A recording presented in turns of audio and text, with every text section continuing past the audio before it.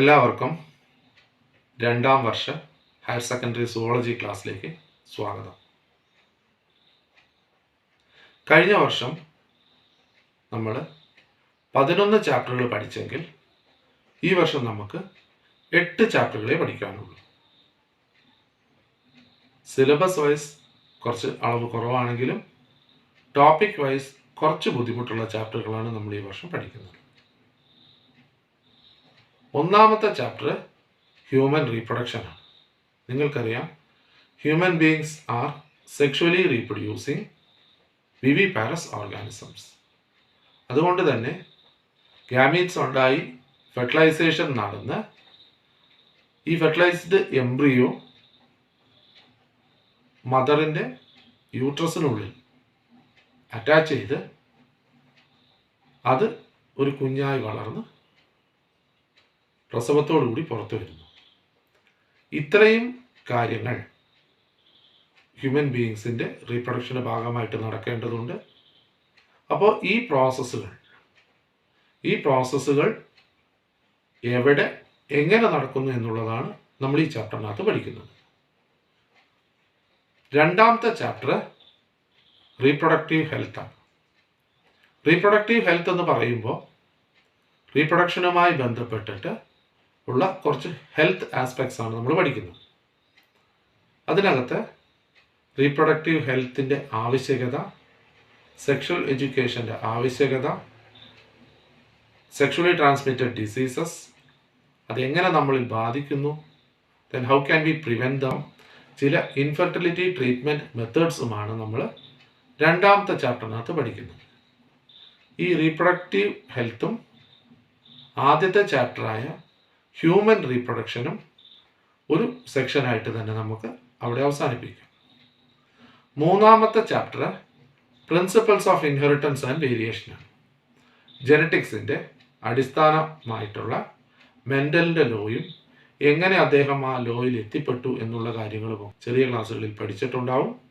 അതിൻ്റെ ഒരു elaborated description നമുക്ക് ഇതിനൊപ്പം പഠിക്കാനുണ്ട്. ഒപ്പം ജെനറ്റിക്സിൻ്റെ ബേസിസ് ആയിട്ടുള്ള ചില ടേംസും പ്രിൻസിപ്പിൾസുമാണ് നമ്മൾ principles of inheritance and variation എന്നുള്ള ചാപ്റ്ററിൽ നമ്മൾ പഠിക്കുന്നത്. നാലാമത്തെ chapter molecular basis of inheritance എന്നാണ്. മോളിക്കുലാർ ബേസിസ് ഓഫ് ഇൻഹെറിറ്റൻസ് എന്ന് പറയുമ്പോൾ നമ്മൾ നേരത്തെ പഠിച്ച principles of inheritance and variation എന്നുള്ള ചാപ്റ്ററിൻ്റെ തുടർച്ചയാണ്. ജെനറ്റിക്സിൻ്റെ മോളിക്കുലാർ സ്ട്രക്ചർ അല്ലെങ്കിൽ ജെനറ്റിക്സിൻ്റെ മോളിക്കുലാർ ബേസിസ് ആണ്. അതായത് നമ്മൾ പറയുന്ന ഹെറിഡിറ്റി എന്ന് പറയുന്ന പ്രക്രിയയുടെ മോളിക്കുലാർ ബേസിസ് ആണ് നമ്മൾ ആ ചാപ്റ്ററിൽ പഠിക്കുന്നത്. എന്താണ് ജീൻ, എന്താണ് DNA, ഒപ്പം തന്നെ human genome project, DNA finger printing, അങ്ങനെയുള്ള കുറച്ച് കാര്യങ്ങളാണ് നമ്മൾ ഈ ചാപ്റ്ററിനകത്ത് പഠിക്കുന്നത്. അഞ്ചാമത്തെ ചാപ്റ്റർ ഇവല്യൂഷനാണ്. ഇവല്യൂഷൻ്റെ ബേസിക് തിയറീസായ ലാമാർക്കിൻ്റെ തിയറിയും ഡാർവിൻ്റെ തിയറിയും ഒക്കെ നിങ്ങൾ കേട്ടിട്ടുണ്ടാവും. ഒപ്പം തന്നെ എങ്ങനെ ജീവൻ ഭൂമിയിൽ ഉത്ഭവിച്ചു, എങ്ങനെ ഇന്നത്തെ കാണുന്ന രീതിയിലേക്ക് മനുഷ്യൻ രൂപപ്പെട്ടു എന്നുള്ള കുറച്ച് കാര്യങ്ങളും, ഒപ്പം തന്നെ എൻവിറോൺമെൻറ്റ് എങ്ങനെ നമ്മളുടെ ഇവല്യൂഷനെ സഹായിക്കുന്നു അല്ലെങ്കിൽ അതിനെ പ്രതികൂലമായി ബാധിക്കുന്നു എന്നുള്ള കാര്യങ്ങളൊക്കെയാണ് നമ്മൾ ഈ ചാപ്റ്ററിനകത്ത് പഠിക്കുന്നത്. ആറാമത്തെ chapter human health and diseases എന്നാണ്. മനുഷ്യനിൽ ബാധിക്കുന്ന ചില രോഗങ്ങളെ പറ്റിയും എങ്ങനെ നമുക്ക് അവയെ പ്രതിരോധിക്കാം എന്നുള്ള കാര്യങ്ങളും, ഒപ്പം നമ്മളുടെ രോഗപ്രതിരോധ ശേഷി അഥവാ ഇമ്മ്യൂണിറ്റിയുടെ ചില ബേസിക് കൺസെപ്റ്റ്സുമാണ് നമ്മൾ ഈ ചാപ്റ്ററിനകത്ത് പഠിക്കുന്നത്. ഏഴാമത്തെ chapter microbes in human welfare. ഭൂമിയിൽ വിവിധ തരത്തിലുള്ള മൈക്രോബ്സ് ഉണ്ട്. അപ്പോൾ ഈ മൈക്രോബ്സിനെ എങ്ങനെ ഹ്യൂമൻ വെൽഫെയറിന് ഉപയോഗിക്കാം എന്നുള്ളതാണ് ഈ ചാപ്റ്ററിനകത്ത് നമ്മൾ പഠിക്കുന്നത്.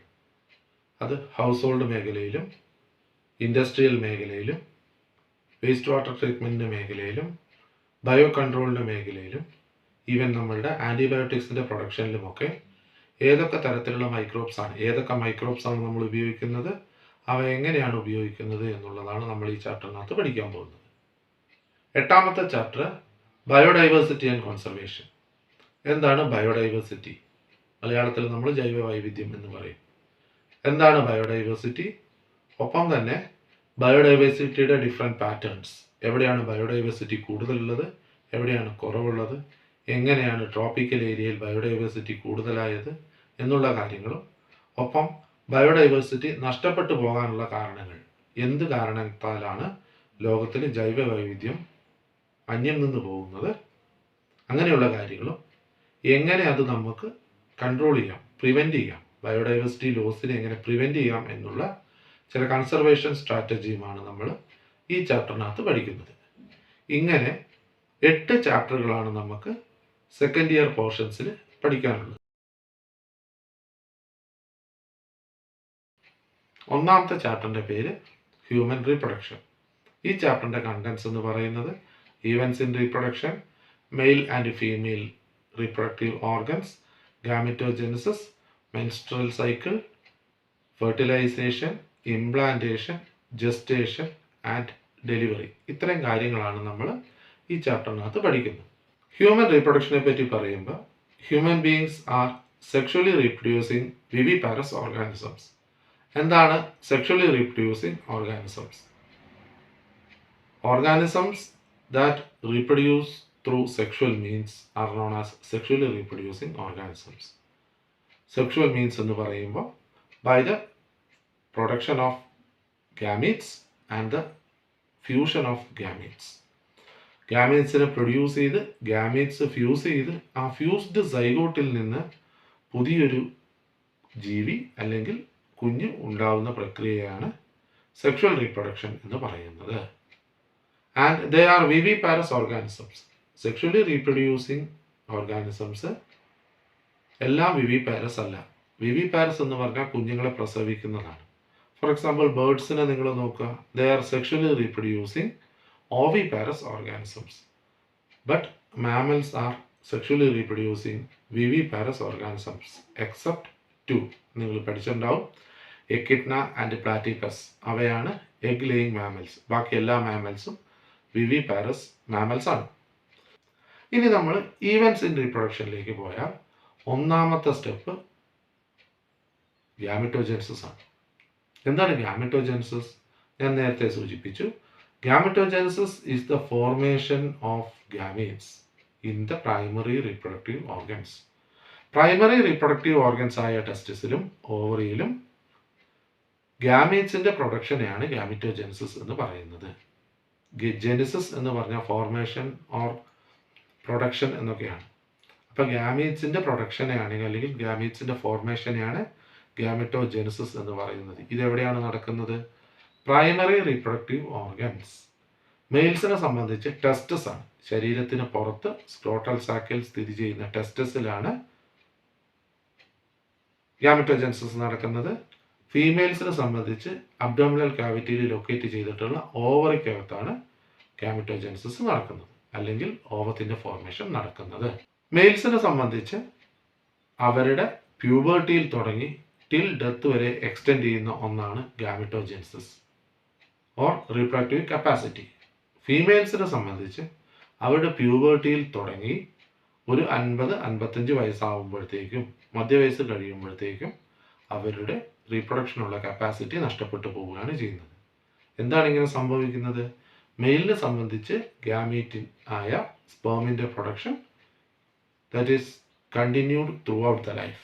ഫീമെയിൽസിന് അങ്ങനെയല്ല. ഓൾഡ് ഏജിലേക്ക് പ്രവേശിക്കും തോറും അവരുടെ റീപ്രൊഡക്ഷനുള്ള കപ്പാസിറ്റി കുറയും. കാരണം ഈ ഗാമീറ്റിൻ്റെ പ്രൊഡക്ഷൻ നിന്നു പോകും എന്നുള്ളതാണ് മെയിലിൻ്റെയും ഫീമെയിലിൻ്റെയും റീപ്രൊഡക്റ്റീവ് പാറ്റേൺസിലുള്ള പ്രധാനപ്പെട്ട വ്യത്യാസം. ഇനി 2ാമത്തെ പ്രക്രിയ എന്ന് പറയുന്നത് ഇൻസെമിനേഷനാണ്. എന്താണ് insemination? Insemination is the transfer of gamete into female reproductive system. Transfer of male gamete into female reproductive system. Male ഗാമീറ്റിനെ ഫീമെയിൽ റീപ്രൊഡക്റ്റീവ് സിസ്റ്റത്തിൻ്റെ ഉള്ളിലേക്ക് കടത്തിവിടുന്ന പ്രക്രിയയാണ് insemination. Transfer of male gamete into female reproductive system. ഇതിനു വേണ്ടി സഹായിക്കുന്ന സ്ട്രക്ചേഴ്സിനെ നമ്മൾ എക്സ്റ്റേണൽ ജെനിറ്റാലിയ എന്ന് പറയും. മെയിൽസിൻ്റെ എക്സ്റ്റേണൽ ജെനിറ്റാലിയ പെന്നിസാണ്. അപ്പോൾ ഈ ഗാമീറ്റിനെ, മെയിലിൻ്റെ ടെസ്റ്റിസിലുണ്ടായ ഗാമീറ്റിനെ ഫീമെയിൽ റീപ്രൊഡക്റ്റീവ് സിസ്റ്റത്തിൻ്റെ ഉള്ളിലേക്ക് ട്രാൻസ്ഫർ ചെയ്യുന്ന പ്രക്രിയയാണ് നമ്മൾ രണ്ടാമത്തെ സ്റ്റെപ്പായ ഇൻസെമിനേഷൻ എന്ന് പറയുന്നത്. മൂന്നാമത്തെ സ്റ്റെപ്പ് ഫെർട്ടിലൈസേഷൻ. എന്താണ് fertilization? Fertilization is the fusion of male gamete and female gamete. എന്താണ് മെയിൽ ഗാമീറ്റ്?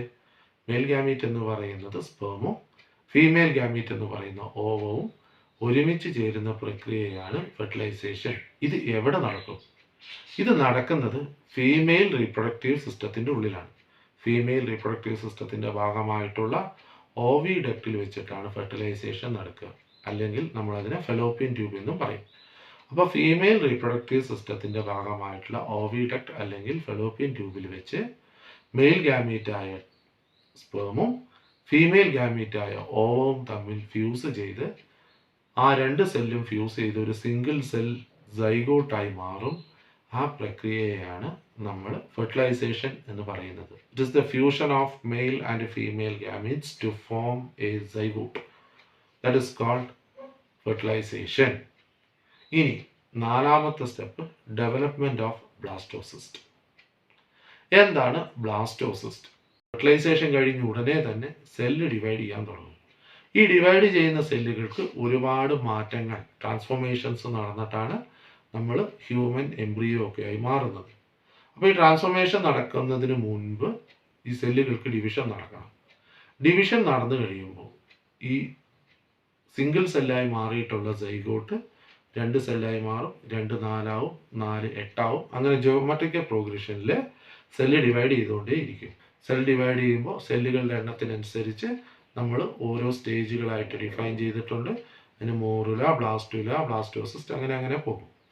അപ്പോൾ ഇതിൻ്റെ ഇടയിലുള്ള ഒരു സ്റ്റേജാണ് ബ്ലാസ്റ്റോസിസ്റ്റ്. നേരത്തെ നമ്മൾ പറഞ്ഞ മെയിൽ ഗാമീറ്റും ഫീമെയിൽ ഗാമീറ്റും 2 സെല്ലുകൾ ഫ്യൂസ് ചെയ്ത് സിംഗിൾ സെല്ലായി മാറിയ സൈഗോട്ടിന് പിന്നീട് സെൽ ഡിവിഷൻ നടന്ന് ഈ സെല്ലുകൾക്ക് മൂവ്മെൻറ്റ് നടന്ന് ഒരു ബോൾ ഷേപ്പിലേക്ക് ഇത് മാറും. ഈ ബോൾ ഷേപ്പിലേക്ക് ഇതിനെ മാറുന്നതിനാണ് നമ്മൾ ബ്ലാസ്റ്റോസിസ്റ്റ് എന്ന് പറയുന്നത്. ബ്ലാസ്റ്റോസിസ്റ്റ് എന്ന് പറയുന്നത് ഒരു ബോൾ ഷേപ്ഡ് സ്ട്രക്ചറാണ്. ഈ ബോൾ ഷേപ്ഡ് സ്ട്രക്ചറിന് 2 ലെയർ ഓഫ് സെല്ലുകളുണ്ട്.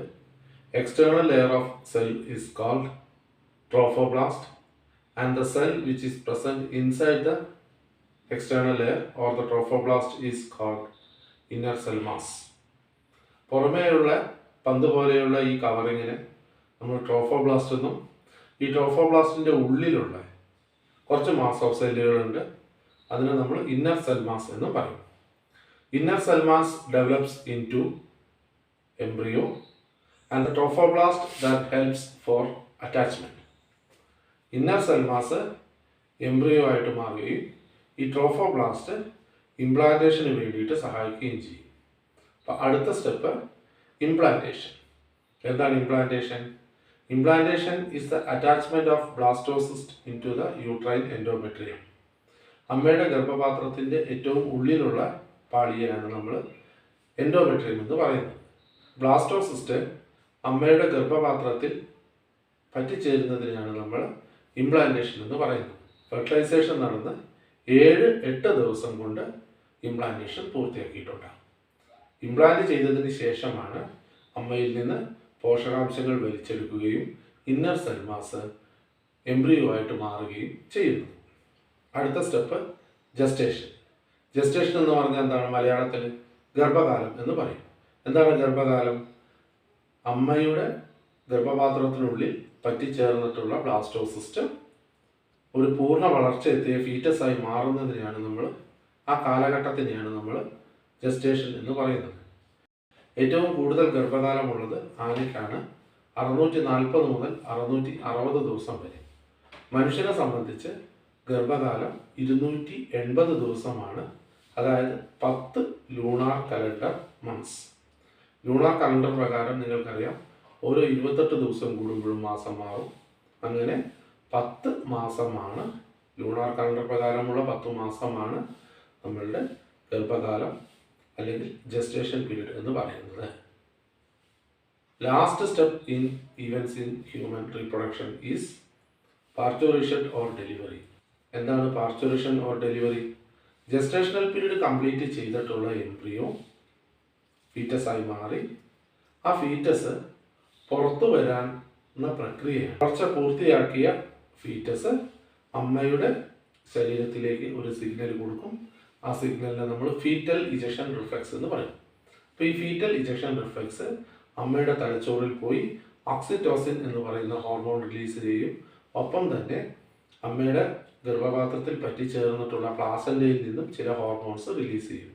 ഈ ഹോർമോൺസ് യൂട്രസിനെ പീരിയോഡിക്കലായിട്ട് കൺട്രാക്ട് ചെയ്യുകയും ചെയ്യും. അപ്പോൾ ഈ കൺട്രാക്ഷനാണ് കുഞ്ഞിനെ തള്ളി പുറത്താക്കുന്നത്. കുഞ്ഞിനെ ഈ പ്രക്രിയയിലൂടെ യൂട്രസിൻ്റെ കൺട്രാക്ഷൻ വഴി തള്ളി പുറത്താക്കുന്ന പ്രക്രിയയാണ് parturition or delivery of the baby എന്ന് പറയുന്നത്. ഇത്രയുമാണ് ഹ്യൂമൻ റീപ്രൊഡക്ഷൻ്റെ ഇവൻറ്റ്സ്. ഒന്നും കൂടി നോക്കാം. ഒന്നാമത്തെ step gametogenesis, 2 insemination, 3 fertilisation, 4 development of blastocyst, 5 implantation, 6 gestation, 7 parturition. അപ്പോൾ ഈ 7 സ്റ്റെപ്പിൽ കൂടെയാണ് ഹ്യൂമൻ റീപ്രൊഡക്ഷൻ കംപ്ലീറ്റ് ചെയ്യുന്നത്. ഈ ചാപ്റ്ററിൻ്റെ ഇനിയുള്ള ഡീറ്റെയിൽസ് നമുക്ക് അടുത്ത ക്ലാസ്സിൽ ചർച്ച ചെയ്യാം. എല്ലാവർക്കും നന്ദി.